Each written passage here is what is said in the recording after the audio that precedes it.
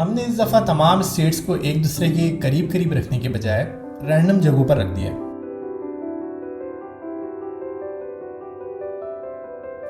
شروع میں تو ان کی حرکات ذرا بکھری ہوئی لگ رہی ہیں، لیکن جلد ہی یہ تمام پوائنٹس ایک آبجیکٹ کے گرد حرکت کرنے لگے ہیں.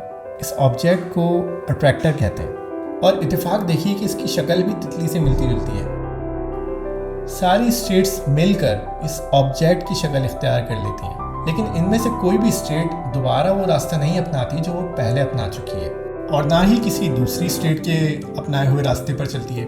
کیوٹک سسٹم کی یہی خاصیت اسے ناقابل پیشن گوئی بناتی ہے. اب یہ سوال کہ کیا ہم مستقبل کی درست پیشن گوئی کر سکتے ہیں؟ کیوٹک سسٹم کی کیس میں ایک حد سے زیادہ تو بالکل بھی نہیں.